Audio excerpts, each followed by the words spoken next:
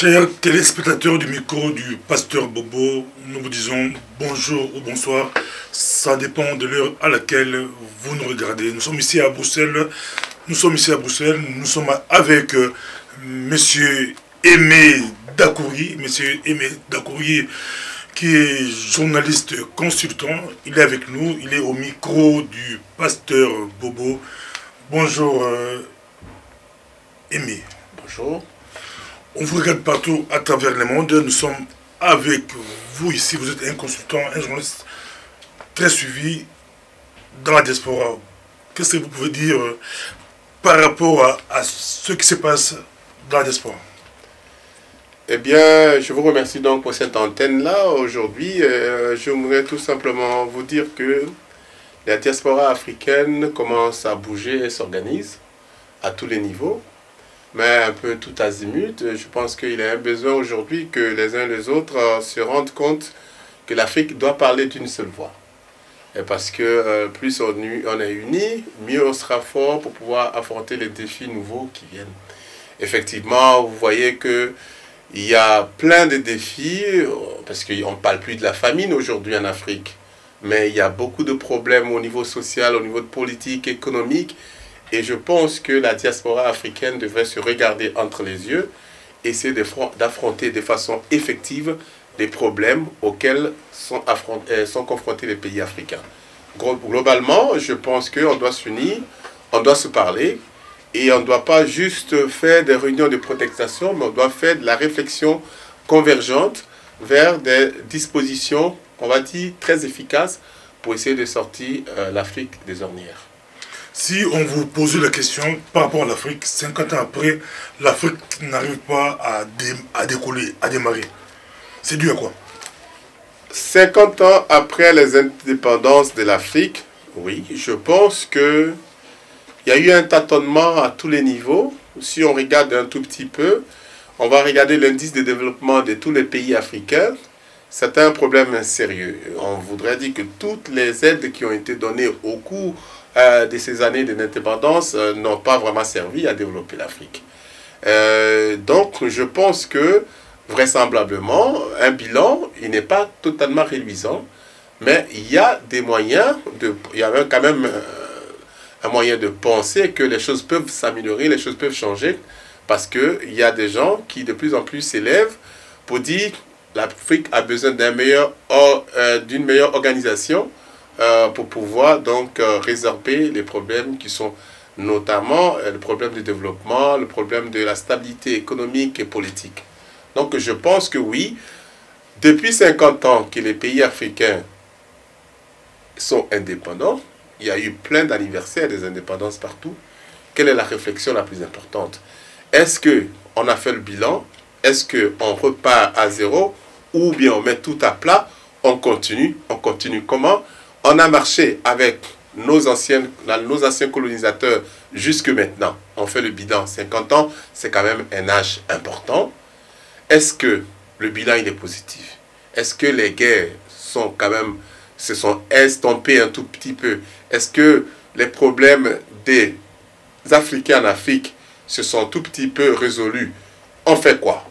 Ou on change, ou on met d'autres personnes dedans, on fait comment? C'est ça le plus grand challenge qui se pose aujourd'hui.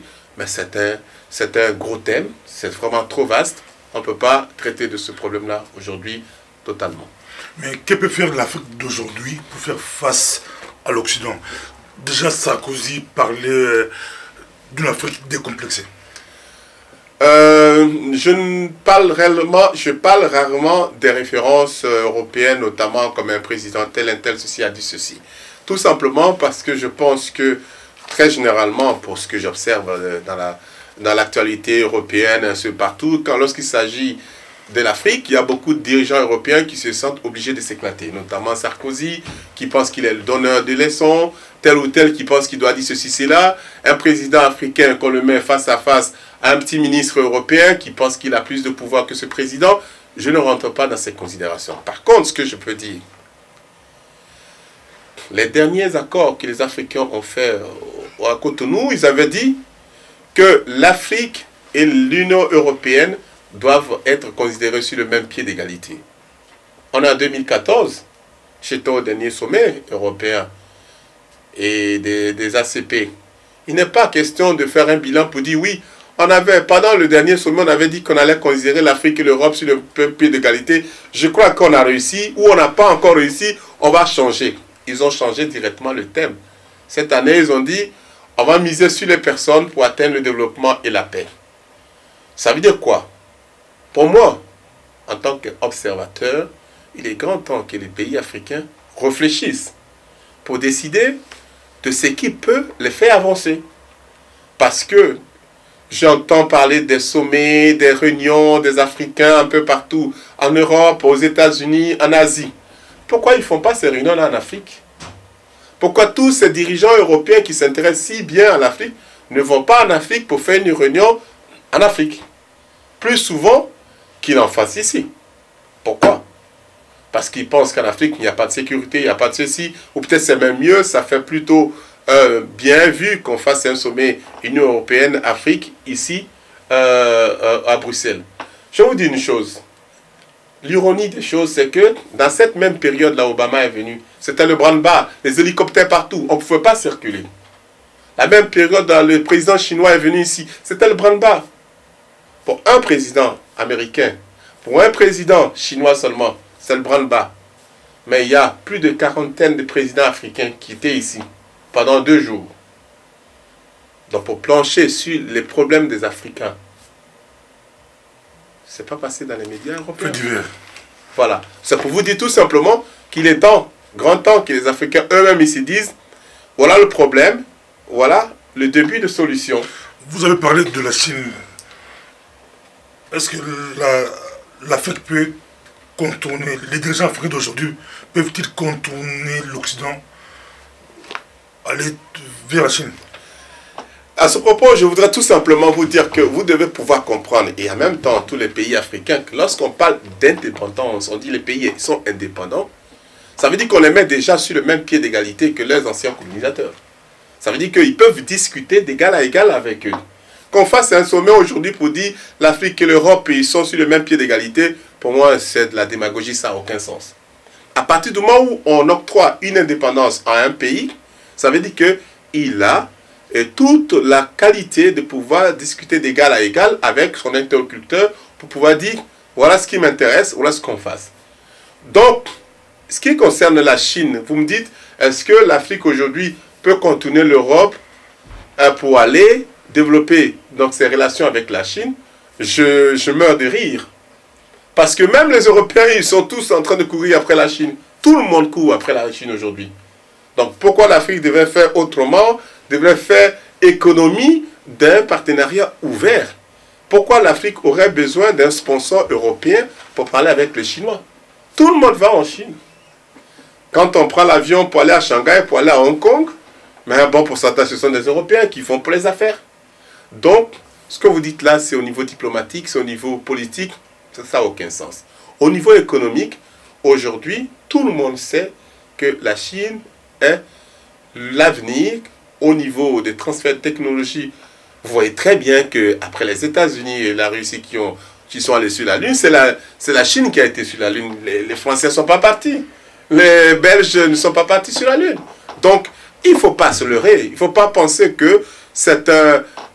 on va dire que c'est un crime de penser que les Africains peuvent, au-delà des relations, on va dire, séculaires qu'ils ont avec leurs anciens colonisateurs, avoir le droit de discuter avec les Chinois. C'est tout à fait normal, comme tout le monde. Je pense qu'on devrait même l'encourager, parce que la Chine est un très bon exemple des gens qui sont partis de rien pour devenir aujourd'hui un poumon économique qui effraie tout le monde entier. Monsieur Aimé Dakouri, je rappelle que nous rappelons que vous avez fait même université avec Blé Goudé, avec Soro, et beaucoup de dirigeants ivoiriens. La question, est-ce qu'à l'université, quand vous étiez à l'université, comment étaient Soro et Blé Goudé? Et si on voit l'Afrique par rapport à la trahison, que pouvez-vous dire par rapport à Blé Goudé, Soro, Compaoré, Thomas Sankara? Alors, là, vous m'embouchez un coin, là. Et je vais vous dire, franchement, à l'université, on était dans le même campus, bien entendu, avec les Sorodium, avec Blé Goudé, mais ils faisaient partie de ce qu'on appelle de la Fédération estudiantine et scolaire de la Côte d'Ivoire, qu'on appelle communément la FESI. Donc, après l'université, il y a ce qu'on appelle les problèmes personnels, les problèmes existentiels qui se posent et qui imposent donc le choix à chacun de pouvoir prendre telle ou telle voie, ce qui peut être le cas de Blé Goudé et de Soro. Ce sont des gens qui se connaissent depuis belle lurette, depuis les bancs, depuis l'école. Ils ont connu la lutte ensemble. Ils ont été emprisonnés en tant qu'étudiants. C'est normal. Maintenant qu'au niveau existentiel, qu'il y a eu un problème au niveau de la politique rebelle, Blé Goudé soit d'un côté de Gbagbo et l'autre Soro soit du côté des rebelles, c'est une question de choix, de bord. À un moment donné, on va là où sont ses intérêts. Mais il faut dire que tout simplement, que ce soit Blé Goudé, que ce soit Soro, ils se battent pour la même chose. Ils se battent pour le bonheur de la Côte d'Ivoire, ils se battent pour les populations dites de leur côté, chacun de son côté, mais ils utilisent des armes différentes. Ça veut dire quoi? Je vais vous ramener tout simplement à la réalité la plus simple, comme Jésus et son frère de Judas.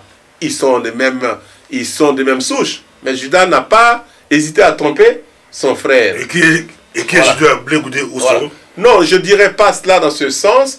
Vous pourriez peut-être me faire dire que je vais dire que c'est Soro qui est Judas par rapport à Blé Goudé, mais qui est Jésus, qui est Dieu et qui n'est pas Dieu. Ça veut dire que on ne peut pas rentrer dans cet engrenage. Il faut dire que ce sont des jeunes. Blé Goudé et Soro, ce sont tous les deux des jeunes. Ce sont des jeunes comme moi. Oui, mais vous savez très bien que Soro, il était devant la rébellion, mais il n'a pas managé la rébellion parce qu'il ne peut pas avoir les moyens de faire une rébellion. Ça, il faut pas se cacher les choses. Soro, il était devant, mais donc, il ne peut pas. Vous accusez la France? Non, mais je n'ai pas les preuves, mais je veux dire que ce n'est pas Soro, Guillaume, qui avait les armes pour pouvoir dire, écoutez, on tue telle personne ou on enlève Gbagbo. Non, ce n'est pas possible. Et Thomas Sankara est comparé? Thomas Sankara est comparé, il faut quand même savoir que même école. Le Burkina Faso a été plus longtemps, le Burkina Faso a été bien longtemps considéré comme le pays des hommes intègres. Mais en d'autres termes, bien souvent appelé le pays des coups d'État. Donc, tout le temps, les coups d'État et les coups d'État au Burkina. Et la meilleure manière de faire un coup d'État, c'est la trahison. Donc, je pense très bien que ne pouvait faire la trahison dans le cas de Burkina Faso que quelqu'un qui connaît bien, Thomas Sankara. Pour le reste, je ne fais pas de commentaires, mais j'estime que ce sont des pratiques que nous devons combattre. Parce que, vous savez très bien, quand Obama il a été élu, qu'il a fait sa première visite en Afrique, il dit l'Afrique ne souffre pas des hommes. L'Afrique souffre de la faiblesse de ses institutions. Voyez-vous, je ne peux pas comprendre que, vous savez très bien, quand on remonte même à l'équilibre de l'État, à l'équilibre même du fonctionnement, on appelle de contrat social.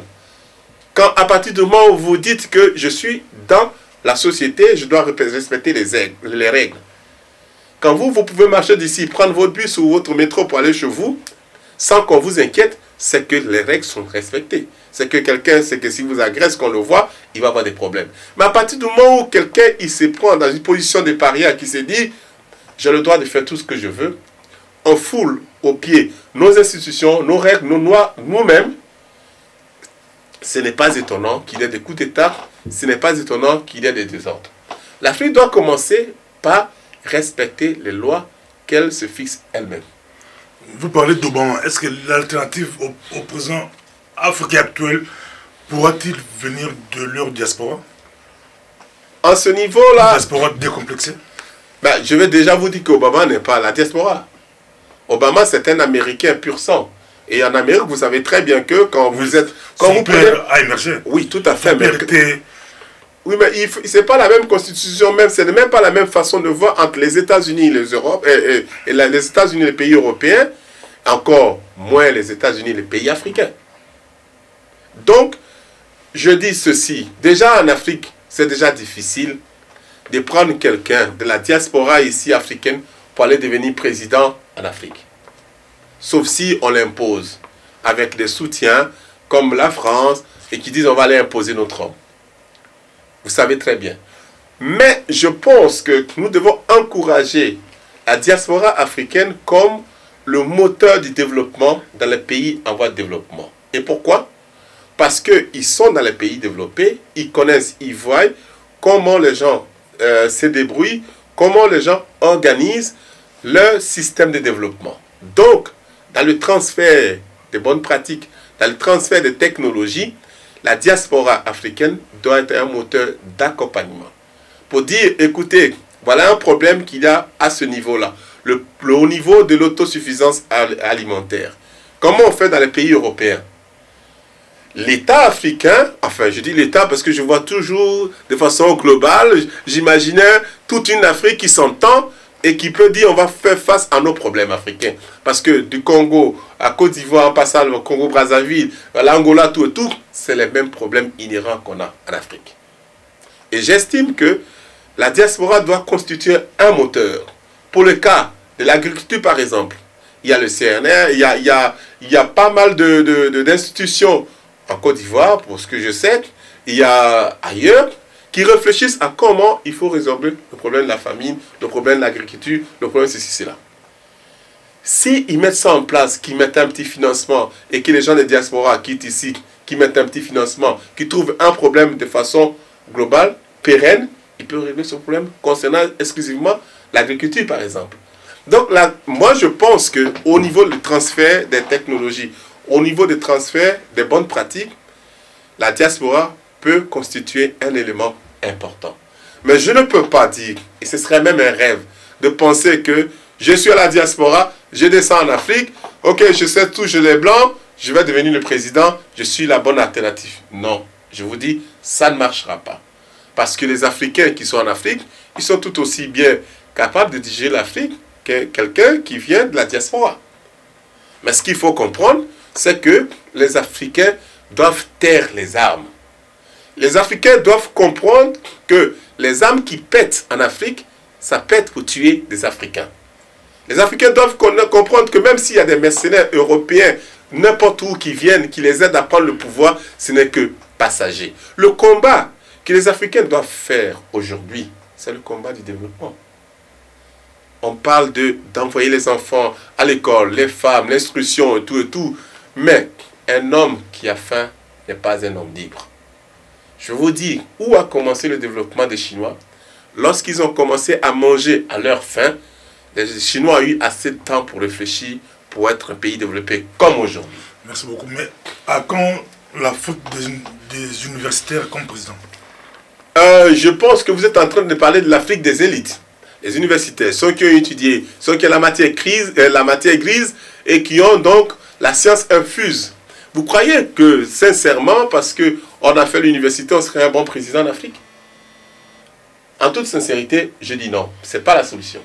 Si parce que tous les dirigeants du monde sont des universitaires. Non, c'est pas possible. Des pays développés. Non, c'est pas possible. Non, c'est pas vrai. Monsieur Bush, François Hollande a étudié. Hein. Oui, mais François Hollande, il a étudié, mais il est à combien? Il a 18%. Obama était à l'université. Hein. Oui, mais François Hollande, il a 18% des opinions de vote. Hein. Si on vote demain, il n'est pas président, François Hollande. Malgré qu'il était à l'université. Il sera remplacé par... Nicéphore Soglo, c'est un universitaire. Nicéphore Soglo, c'est un brillant économiste qui est venu... qu'on a presque imposé devant Mathieu Kerekou en disant que oui, c'est un vieux grigou, il ne peut pas gagner. Nicéphore Soglo, il a pris le pouvoir. Mais Mathieu Kerekou est parti tranquillo. Après le premier mandat, il est revenu postuler. Il a amené Nicéphore Soglo tranquillo sans faire les armes. Ça, c'est ce qu'on appelle un exemple de démocratie en Afrique. Je préfère cela que dire un tel a fait l'université qui vient de devenir président. Je ne crois pas. Je ne crois pas. C'est ce qu'on appelle m'amener les gens en bateau. Que ça va tomber dans les oreilles de vos anciens colonisateurs qui vont encore dire il faut prendre les élites. Parce que quand on a l'université, on a fait l'université, on a PhD, on a ceci, cela, on est considéré comme l'élite. Donc, mais très souvent, ceux qui sont à ce niveau-là, ils sont coupés des réalités de la base. Parlons du peuple. De Kagame. Oui. Est-ce que Kagame est-il la réincarnation de Mobutu, Sékou Touré, Houphouët et des autres? Parce qu'il ose faire face à la France.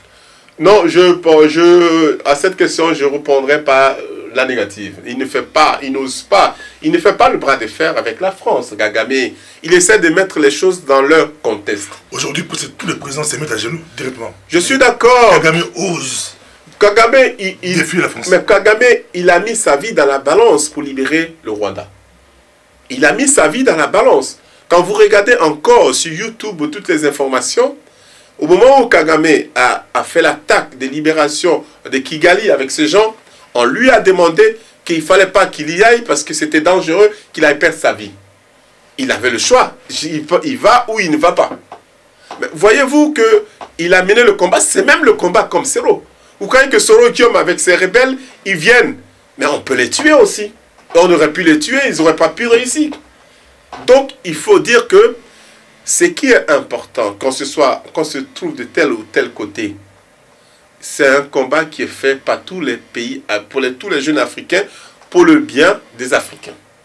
Il faut que celui qui vient au pouvoir, de la façon dont il veut, c'est son problème, mais il vient pour le bonheur de son peuple, il fait qu'il ait la capacité, la possibilité de réunir ses frères et d'atteindre ses objectifs. Aujourd'hui, je vous en prie, je vais terminer. Vous m'avez parlé de Kagame, mais on prend un exemple de pays un peu organisé, en tout cas en Afrique, en prenant l'exemple de Kagame avec le Rwanda aujourd'hui. Et pourtant, personne n'aurait pu parier dessus.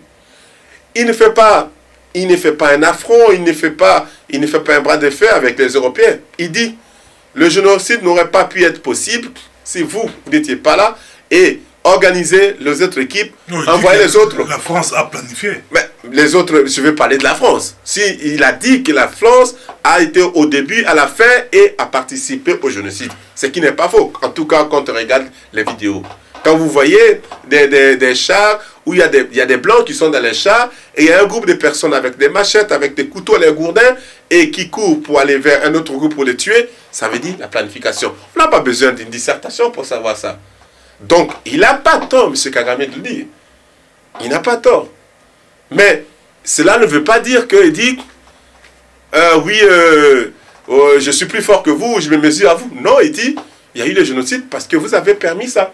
Parce que si vous n'aviez pas permis, il n'y aurait pas eu ce génocide. Il ne faut pas oublier que les Kagame, c'était des gens qui avaient déjà quitté, qui avaient été obligés de quitter le Rwanda et dont les parents avaient été tués avant.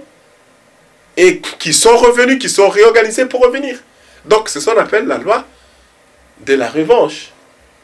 Et là, dans la Bible, on nous dit d'éviter ça. Et donc, il faut que vous compreniez, Kagame, il est venu, il a mis de l'ordre dans son pays. Il n'a pas dit tel. Il a fait un jugement, il a fait un tribunal des génocidaires, il a essayé de poursuivre ceux qui avaient fait les pires, il a commis les pires crimes, il y en a qui ont pu s'évanouir, mais il fait ce qu'il peut. Kagame, ce n'est pas le Dieu tout-puissant. Il faut arrêter. Moi, je ne blanchis personne. Je suis en train de dire que l'Afrique a tout intérêt, mais franchement, tout intérêt à sortir de la sorcellerie. J'appelle ça de la sorcellerie. J'appelle ça de la sorcellerie parce que... Je vous pose une question par rapport au drame du Kivu. Oui. Des milliers de personnes ont été tuées. Oui. D'autres disent génocide. Est-ce que Kagame doit faire face à la Cour pénale internationale par rapport au Congo maintenant? Parce que au Rwanda, il a stabilisé le pays, mais au Kivu, c'est vraiment... Quelle est votre lecture par rapport au drame du Kivu? Eh bien, le Kivu, c'est un problème un tout petit peu particulier, tout simplement. Tout simplement parce que le Kivu est dans le Rwanda et le Rwanda du Kivu. Je veux vous dire ça tout simplement parce que il y a une compagnie de tourisme belge qui disait la découverte de Kivu. Et donc, mais dans son circuit touristique, il mettait Kigali dedans. Alors que le Kivu, il n'y a pas Kigali dedans. Tout simplement pour dire qu'il y a une bonne partie des Rwandais qui, au niveau, pour des raisons ou historiques ou guerre, tout et tout, sont fuis, qui sont venus dans le Kivu. Il y a une bonne partie des Congolais qui sont dans le Kivu. Et ça fait un brassage, ce qui fout le désordre. Il y a des rebelles qui ont fui d'un côté, d'une part et d'autre, qui sont venus, qui se sont mis là, les familles se sont mélangées. Ceci crée le drame et ceci crée le problème dans les Kivu. Et donc, je pourrais dire que ce serait trop prématuré de jeter la faute sur Kagame tout de suite. Mais s'il y avait un problème congolais dans lequel on devrait accuser Kagame, ça ne devrait pas être seulement que le Kivu. Ça doit être aussi une bonne partie de tout le Congo qui est dans le désordre. De la même manière que les gens accusent ce monsieur-là, Compaoré en Côte d'Ivoire, Compaoré au Burkina Faso pour ce qui s'est passé en Côte d'Ivoire. On le pointe du doigt, on veut que Compaoré aussi, il aille à la Cour pénale internationale, ceci, cela. Je pense, il faut savoir raison garder. Il y a similitude entre Ouattara et Kabila. Voilà, et bien sûr, entre Ouattara, on dit d'une part qu'il n'est pas ivoirien, qu'il est burkinabé. Bon, de l'autre côté, on dit que Kagame, non, comment on dit ça, pardon, Kabila, il n'est pas congolais, il est rwandais. Mais ce que vous devez savoir, ce qui est important, il soit congolais, qu'il soit rwandais, ou l'autre soit burkinabé, soit ivoirien, il y a un état de fait qui est là. Ils sont les présidents de ces pays-là, aujourd'hui. Qu'on tape, qu'on fasse les combattants, qu'on fasse tout ce qu'on veut, ils sont les présidents. Donc, s'ils sont le président, il y a deux choix. On compose avec eux, ou bien on les laisse tranquilles. Parce que si on fait l'effet de force, ils ont ce qu'on appelle l'ordre constitutionnel. Même si vous ne les reconnaissez pas comme les présidents de façon légale, ils ont l'ordre constitutionnel. Ils sont reconnus, c'est eux qui représentent le pays pour lequel vous refusez qu'ils soient les responsables, c'est eux qui les représentent officiellement. Je pense que les pays africains et les jeunes, notamment les jeunes de diaspora, ils doivent comprendre ceci. Une loi, vous ne l'aimez pas, tant qu'elle est votée, promulguée, vous devez la respecter. C'est comme ça qu'on doit commencer à mettre de l'ordre en Afrique. À partir du moment où ce n'est pas encore officialisé, on se bagarre tous. Parlons un peu des Gbagbo, l'affaire Gbagbo. Gbagbo président, Gbagbo a gagné les élections, Gbagbo a perdu les élections, Gbagbo fait face à la France, Gbagbo se retrouve à la CPI. Gbagbo, est-ce que c'est un stratège? D'autres disent qu'il est idiot. Il s'est laissé faire arrêter avec sa femme et sa famille comme un enfant. Est-ce que vous êtes d'accord, vous convenez avec moi que, en tout cas de la petite histoire contemporaine de l'Afrique, c'est la première fois qu'un pays européen fasse tomber des bombes sur des casernes pour pouvoir enlever un président. Dans le droit international, la France a outrepassé ses droits. La France n'a pas le droit de poser les bombes, de faire tomber les bombes sur la maison d'un président qui fût même mal élu ou qui ne veut pas quitter le pouvoir. La France n'a pas le droit, au niveau du droit international. Donc, aussi franchement qu'on peut avoir, on va dire, le courage de dire, la France a aidé les Rwandais à faire le génocide, la France a aidé qu'il y ait le désordre en Côte d'Ivoire. Parce que l'activisme que M. Sarkozy, qui était l'ami de Ouattara lorsque ça se passait, c'est un activisme qu'on a tous vu, qui est criard et qui l'inculpe directement. Donc, que Gbagbo ait été idiot, stratège ou quoi, en tout cas, il n'a pas filé à l'anglaise. Il ne pouvait même pas, puisqu'il était encerclé, il était sous les bombes. Il était chez lui, on allait le cueillir comme un roi, un rat. Donc, c'est un président qui a tenu jusqu'au dernier moment, il dit, je ne pars pas, je n'abandonne pas mon peuple. C'est comme un capitaine du bateau. Le bateau coule. On va vous téléphoner en disant, quittez parce que le bateau va couler. Mais il y a les gens qui sont dedans. Il y a d'autres personnes qui sont dedans. Donc pour moi, le comportement de Gbagbo va au-delà du courage. C'est de la responsabilité intellectuelle, tout simplement. N'oubliez pas que c'est un universitaire. C'est de la responsabilité intellectuelle. Il a la responsabilité du peuple ivoirien. On veut l'enlever, il y a le désordre.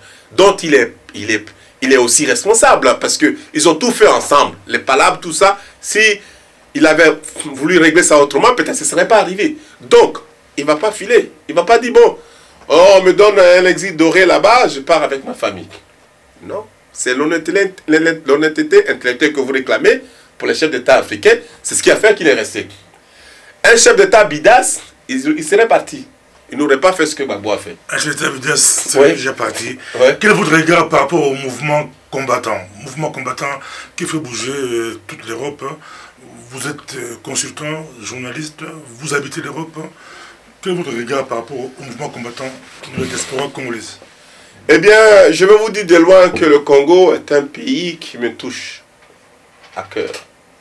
Parce que le Congo est l'un des pays, en tout cas dans les années passées, c'est un pays qu'on a reconnu comme un pays avec beaucoup de richesses, un pays parce que le Congo était un peu comme un pays européen parce qu'il appartenait à la Belgique. Donc la Belgique l'administrait un peu comme elle voulait jusqu'à ce qu'elle lâche le Congo dans la main des Belges. Donc un pays considéré comme avancé par rapport aux autres pays. Le tout-puissant, TP Mazembe et tout ça. On a une bonne idée, une bonne histoire positive sur le Congo. Aujourd'hui, il y a tout ce foutoir-là, tous ces problèmes au Congo. Parce que le Congo est morcelé de partout. Le Congo souffre de sa grandeur, de sa richesse. Je regarde droit dans les yeux à mes frères les combattants pour leur dire. Je les regarde droit dans les yeux pour leur dire, chers frères combattants,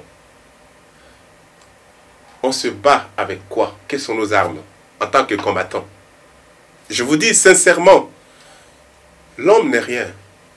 Parce que nous, les êtres humains, on peut trépasser comme le poulet qu'on tue aussi pour manger, comme la viande. Donc, on se bat. Vous avez montré que vous n'étiez pas d'accord. Je vous dis avec le cœur, arrêtez de casser.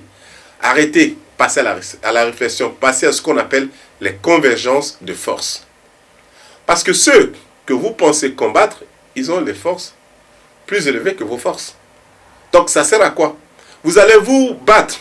Vous allez interdire Kofi de faire les concerts ici. Vous allez interdire Rasson de faire les concerts ici. Vous allez faire ce que vous voulez. Mais au finish, ça se passe au Congo. C'est là-bas que ça se décide. On va faire comment? On prend un avion, on dit bon, on est combattants, on part au Congo. Mais quand les gens qui sont contre les combattants vont savoir que l'avion arrive, on peut le taper avant qu'il atterrisse. On fait quoi? Donc il y a un bon lot de combattants qui est parti. On fait quoi? Je vois que vous regrettez les concerts comme les Ivoiriens et les Camerounais et les autres. L'Afrique regrette les concerts. Vous regrettez Kofi Olomide, Rasson et les autres. Mais les présidents africains vous regardent.